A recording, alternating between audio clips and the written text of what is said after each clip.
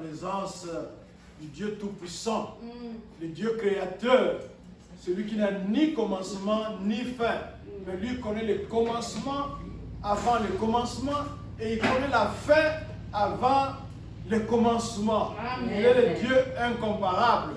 Il est le Dieu qui appelle à l'existence ce qui n'existe pas. Amen. Il est le Dieu de miracles. Amen. Il est le Dieu de grandes choses. Yes. Il est notre Dieu et notre Seigneur. C'est lui qui va nous faire du bien encore ce matin. Amen. Nous allons lire un texte. C'est juste au début de la Bible. Nous allons lire les 3 premiers versets.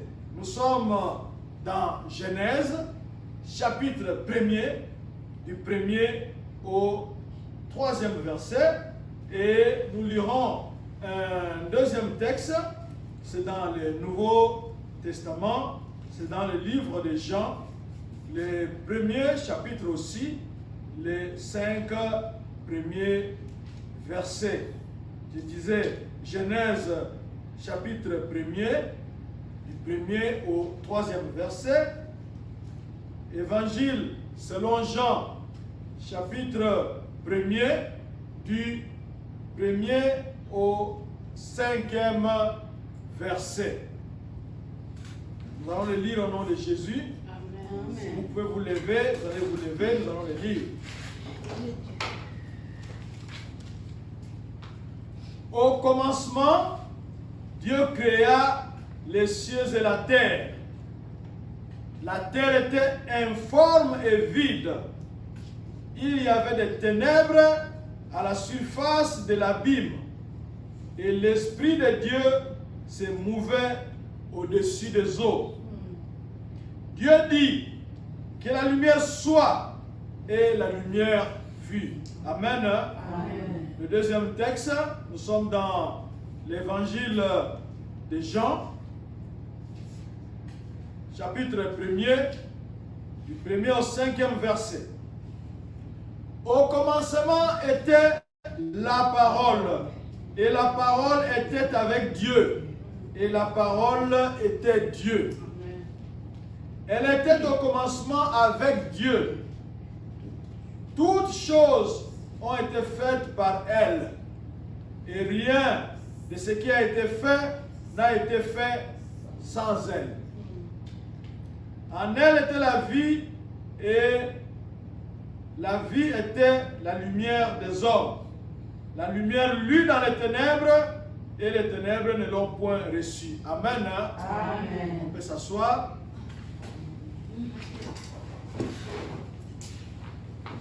Dans le texte que nous venons de lire tout à l'heure, c'est dans le premier livre de la Bible, et l'Esprit de Dieu a voulu nous montrer, parce qu'il y a des fois où nous nous posons la question, c'était comment au début là-bas? Qu'est-ce qui s'était passé exactement? Et la Bible répond à cette question-là. La Bible nous amène au commencement. La Bible met sa caméra au commencement pour nous montrer comment ce film-là avait commencé, comment l'histoire avait commencé, comment les choses avaient commencé. Et sans embâche, la Bible déclare que c'est Dieu qui a tout créé. Amen. Amen. C'est Dieu qui a tout créé. Et la Bible nous a montré comment il avait procédé. Il avait parlé et la chose se mettait en place. Alors, quand nous regardons très bien notre texte, nous verrons ceci. On nous dit au commencement. Mais Dieu lui-même n'a pas de commencement. Mais lui, il était là au commencement. Il n'a ni commencement, il n'a ni fin. Mais c'est lui qui commence toutes les choses. C'est lui qui commence les choses que nous voyons. C'est lui qui commence les choses que nous ne voyons pas. C'était Dieu. C'est lui qui avait commencé. Il était là au commencement. Il a commencé. Et Jean nous a dit que pendant que lui commençait, il n'était pas seul. Il était avec son fils, Jésus-Christ, qui était avec lui au commencement. Alors au commencement, c'est lui qui avait créé les cieux et la terre. Alors, quand il a créé les cieux et la terre, il y a eu quelque chose qui s'était passé. parce qu'il avait créé beaucoup de choses. Il avait créé les anges, il avait créé les anges, et quand il a créé les anges, parmi eux, il y avait un ange qu'on appelait Lucifer. Alors, celui-là qui avait vu la gloire de Dieu, celui-là qui avait vu le succès de Dieu, il s'était dit que lui aussi, il pouvait s'en accaparer. Il pouvait aussi prendre une partie. Pourquoi pas? Pourquoi toujours lui? Moi aussi, je suis grand. Moi aussi, je suis beau. Et il s'était rébellé. Quand il s'est rébellé, c'est-à-dire, il a désobéi à Dieu, il a fait sa rébellion, il a entraîné avec lui d'autres anges que nous appelons aujourd'hui des démons. Alors, quand lui s'est rébellé, Dieu avait créé quelque chose de beau. Quand lui s'était rébellé, la nature aussi avait été bouleversée. La nature a été complètement bouleversée et nous sommes maintenant au deuxième verset. On nous dit, la terre était informe et vide. Donc, notre Dieu crée à partir du néant. Il n'y avait rien. Il n'avait vraiment rien. Lui, il a créé le ciel et la terre, comme le premier verset nous l'a dit. Au commencement, Dieu créa le ciel et la terre. Quand il a commencé cela, quand le péché est entré, avec la rébellion de Satan, qu'on retrouve dans Ésaïe 14 ou dans Ézéchiel 28, là on verra la rébellion de Satan et il y a eu un chaos. Il y a eu un chaos qu'on appelle en hébreu Tohu Bohu. Alors, ce chaos-là, Dieu maintenant est venu. Regardons très bien le film. On nous dit maintenant que la terre était informe et vide. À cause du péché, la terre avait perdu sa forme. La terre était devenue vide. Et il fallait que Dieu s'approche. Il fallait que Dieu puisse parler. Il fallait que Dieu arrive. Parce qu'il y a les ténèbres. Les ténèbres maintenant couvraient cette chose-là. Je ne sais pas comment je peux l'appeler. Parce qu'on nous a dit ici, c'était informe. Ils en ont forme. Il n'y avait pas de forme. C'était informe et c'était vide. Il n'y avait rien. Notre Dieu a créé à partir du néant. Il a créé à partir du néant. Et notre thème d'aujourd'hui, c'est en hébreu, c'est bara. Bara signifie quoi? Bara signifie créer. Quand nous regardons ce verbe-là, créer, nous verrons que cela implique une activité divine, une activité de Dieu. Cela implique quoi? Cela implique quelqu'un qui crée à partir du néant. Donc vous voyez là-bas, il n'y a rien, mais lui crée. Ça c'est Bar. Il crée quelque chose de nouveau, il crée à partir du néant, il crée quelque chose de parfait. Alors, quand il a créé, et quand il y a eu ce désordre-là, à cause du péché, à cause de la rébellion de Satan, qu'on appelait Lucifer, l'ange de lumière, la terre était devenue informe et vide.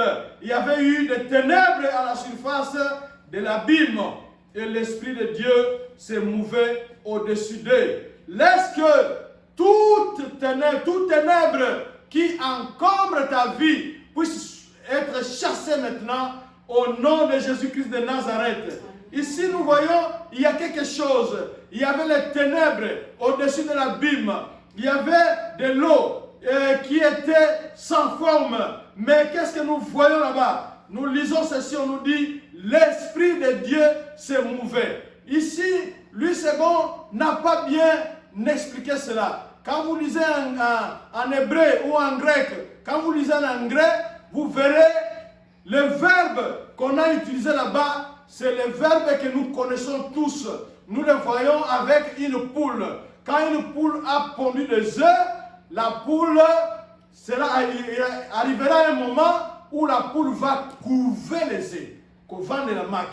La poule va couver les œufs. Il va couver les œufs pour que, à un certain moment, après quelques jours, peut-être 28 jours, les œufs vont donner des poussins.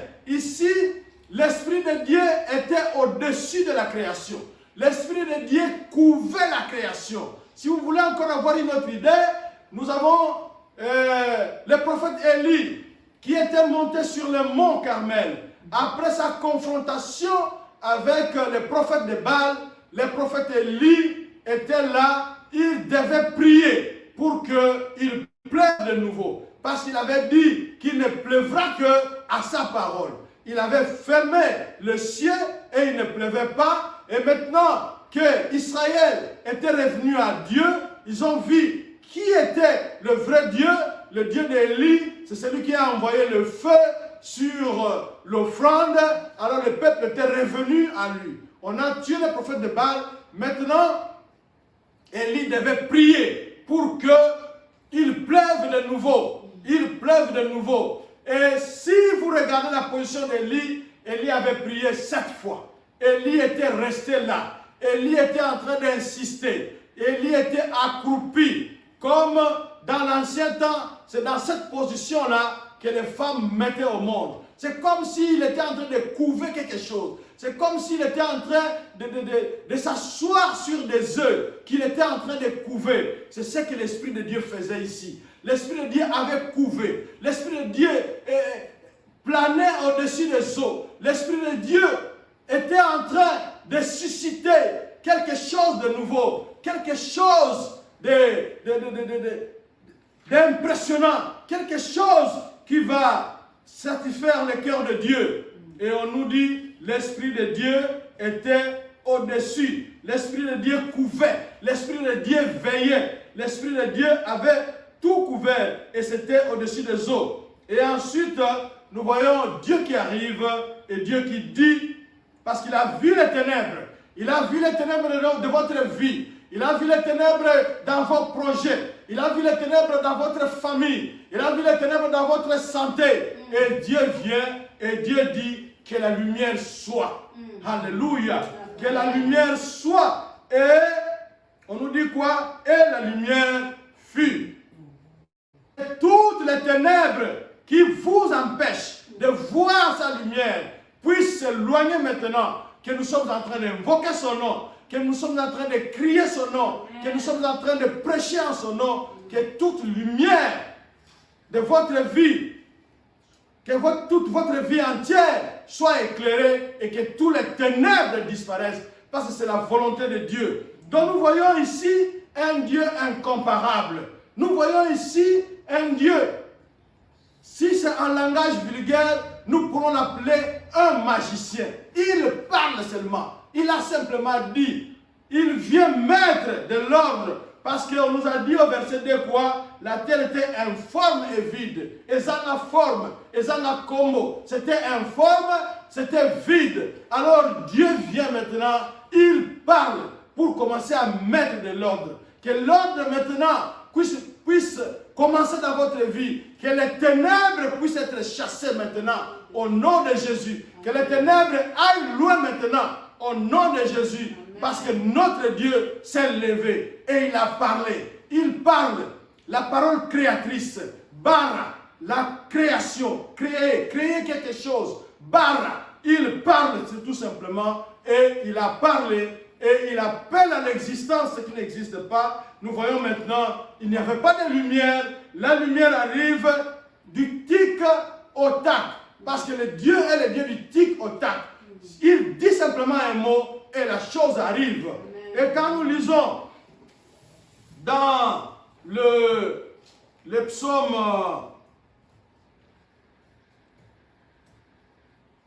quand nous lisons dans le psaume 39, au verset 9, on nous dit ceci, car il dit, et la chose arrive. Il ordonne et elle existe. Le monde, l'univers tel que nous le voyons maintenant, l'univers n'existait pas. Il a fallu que Dieu vienne parler. Il a fallu que Dieu vienne déclarer pour que l'univers puisse exister. Il est le Dieu d'amour, le Dieu qui aime. Alors, pour exprimer son amour, il doit l'exprimer envers quelque chose. C'est comme ça qu'il a créé le monde et il a surtout aussi créé l'homme à son image et à sa ressemblance. Donc quand il a dit un mot, la chose arrive. Il n'y avait pas de lumière, il y avait des ténèbres, mais il a simplement parlé et nous voyons la lumière entre. Et quand la lumière est entrée, quand vous continuez là-bas, vous verrez qu'il a vu que c'était bien.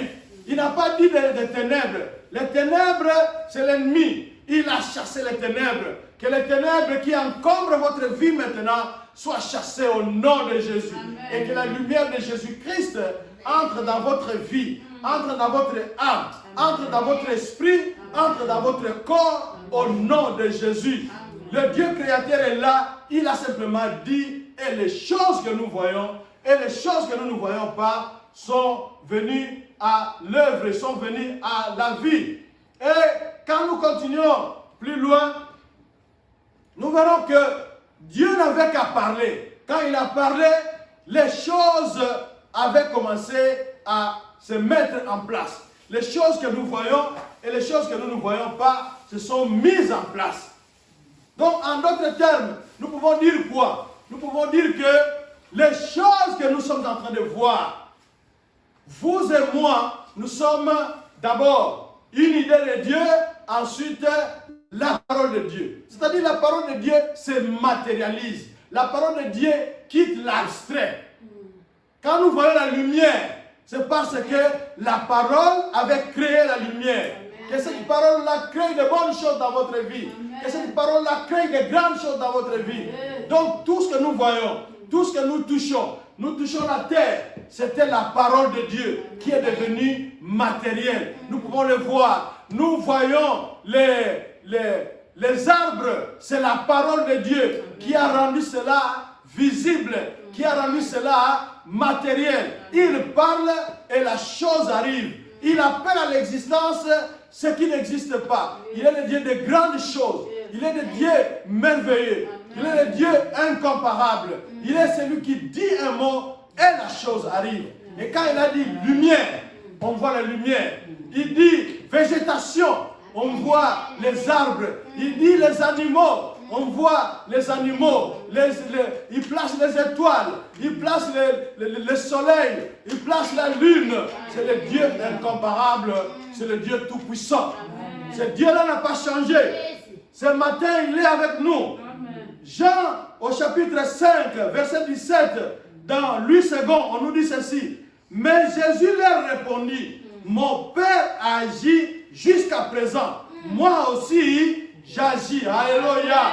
Nous sommes dans la joie. Même si au 7e jour, Dieu s'était reposé parce qu'il avait fini son œuvre, mais Jésus-Christ vient nous affirmer ici, dans Jean chapitre 5, verset 17, il dit, mon Père agit jusqu'à présent. Alléluia. Et moi aussi j'agis. Donc ce matin, ce Dieu-là peut encore agir dans votre vie. Ce Dieu-là peut encore agir dans votre famille. Ce Dieu-là peut encore agir dans vos affaires. Ce n'est pas encore tard parce qu'il agit. Et quand nous continuons, toujours dans ce verset-là, nous changeons de version. Nous sommes maintenant dans la Bible de Martin. Qu'est-ce qu'on nous dit? On nous dit dans Jean 5, chapitre 5, verset 17, mon Père travaille jusqu'à maintenant.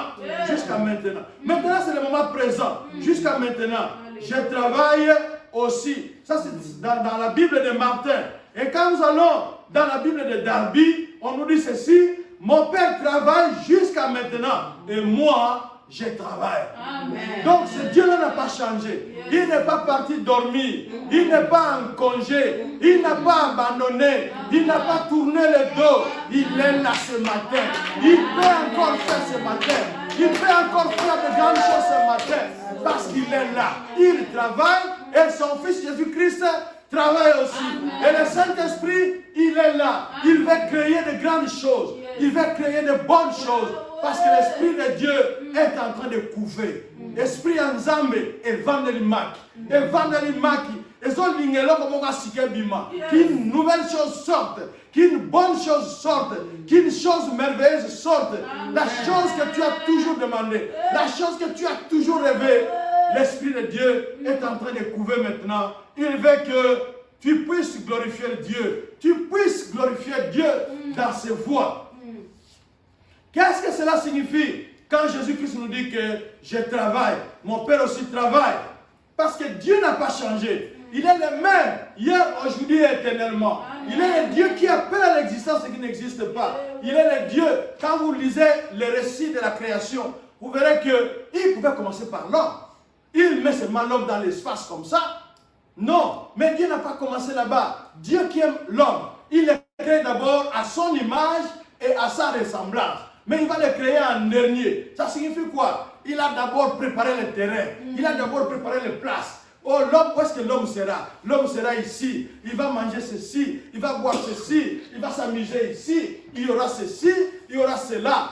Donc, Dieu d'abord a préparé les cadres avant de venir placer l'homme. Et ce Dieu-là, il a créé beaucoup de choses. Des choses que nous ne connaissons pas. Colossiens 1,16 nous dit, car en lui ont été créées toutes les choses qui sont dans les cieux et sur la terre, les visibles et les invisibles, trône, dignité, domination, autorité, tout a été créé par lui et pour lui. Il y a beaucoup de choses qu'il a créées, les choses que nous demandons, les choses que nous cherchons, c'est Dieu-là les a créées. Il suffit qu'on aille à lui ce matin encore, parce qu'il travaille, il veut encore travailler, il veut encore faire de grandes choses, il veut encore réjouir votre cœur. Imaginez-vous, comme je l'ai dit, il pouvait mettre l'homme dans le vide, mais non, il voulait réjouir l'homme, il lui donne de bonnes choses. Regardez, lisez les versets de la création, vous verrez qu'il crée, il dit que c'est bon, il crée, il dit que c'est bon. Parce que Dieu veut vous donner de bonnes choses. Dieu veut vous donner de meilleures choses. C'est comme ça qu'il a créé. Il a tout créé. Il sait que sans lumière, nous sommes ici, on a la lumière. Sans lumière, on ne verra rien. On sera dans les ténèbres. On peut se cogner. On peut tomber dans les trous. Dieu crée la lumière pour nous éclairer. Et Dieu crée le soleil qui nous réchauffe. Nous voyons ici, en été, comment les gens sont saï-saï. Ils sont dehors, ils sont heureux de se retrouver en famille, de faire des barbecues, d'aller en vacances, de visiter d'autres endroits. Parce que le soleil est là, le soleil est clair, le soleil chauffe. Dieu a fait de bonnes choses. Dieu a fait de grandes choses juste pour vous réjouir. Il n'est pas méchant. Il ne refuse pas. Il avait créé cela pour l'homme. Si vous êtes un homme, quand je dis l'homme, c'est-à-dire l'homme et la femme, si vous êtes un humain, Dieu a créé cela pour vous. Il veut que vous soyez à l'aise. Il veut que vous puissiez vous réjouir. Il veut que vous puissiez glorifier son nom. Alors, n'hésitez pas, allez à lui. Il est là, il veut vous aider, il veut faire de grandes choses. Il vous encourage à lui demander. Il dit ceci. Dans Matthieu 7,7, il dit, demandez et vous trouverez.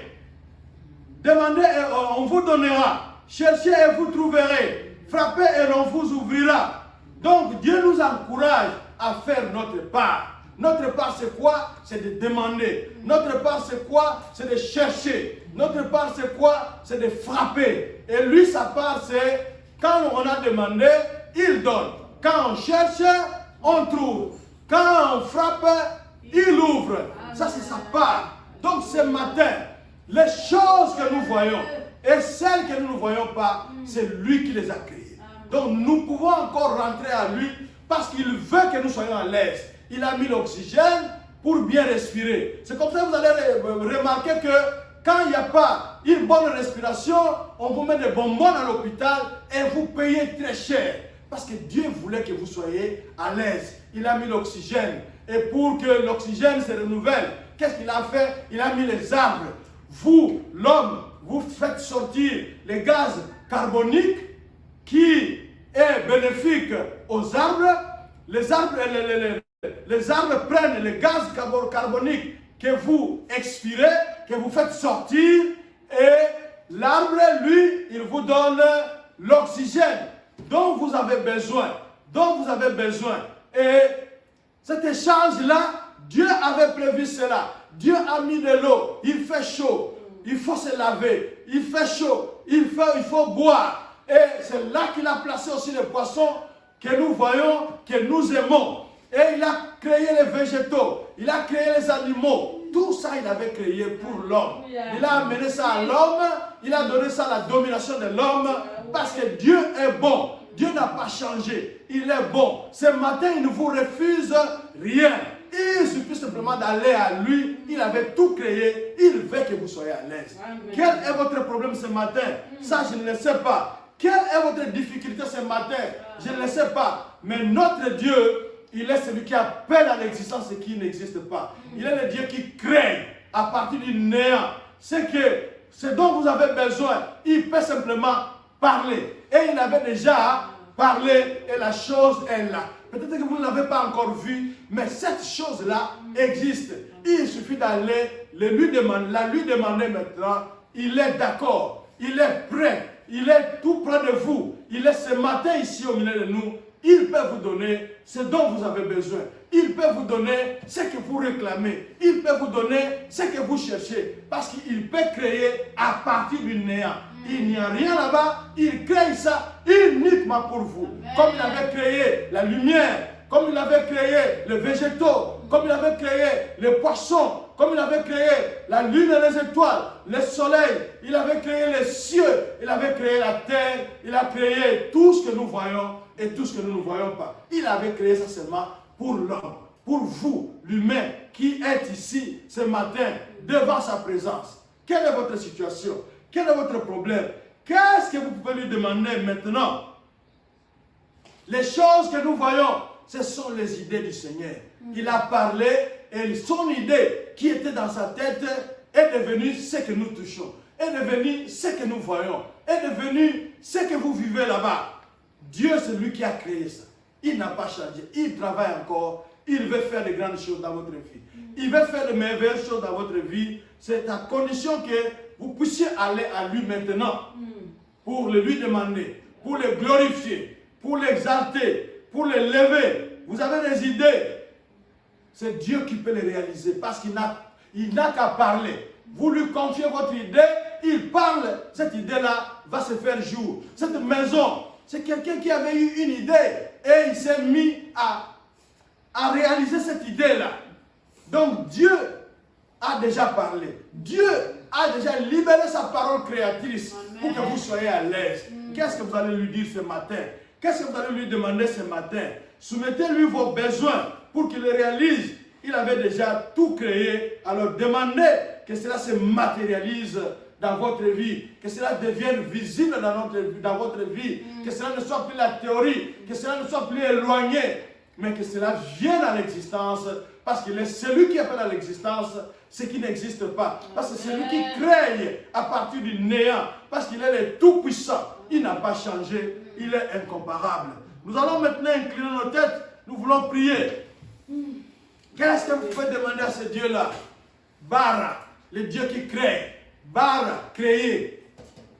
Bara, c'est en hébreu, le Dieu qui crée. Il veut créer.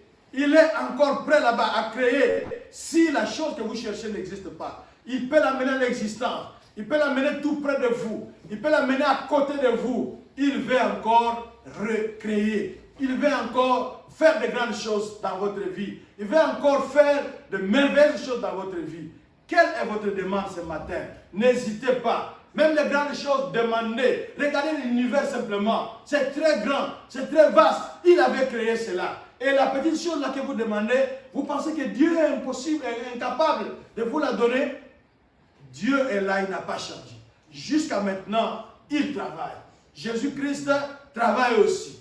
Jusqu'à maintenant. Maintenant, c'est le temps présent, c'est aujourd'hui. Au moment où je suis en train de parler, il travaille. Qu'est-ce que vous allez lui demander?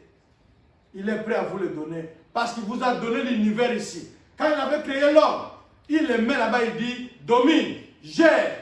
Et l'homme s'est mis à gérer l'univers. D'abord en donnant les noms à toutes les choses qu'il voyait. Mais il n'a pas donné le nom de la lumière. Parce que ça, c'était Dieu qui avait donné lui-même le nom.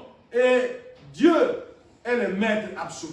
Il continue à régner. Il veut que vous puissiez être dans la joie aujourd'hui. Qu'est-ce que vous allez lui demander?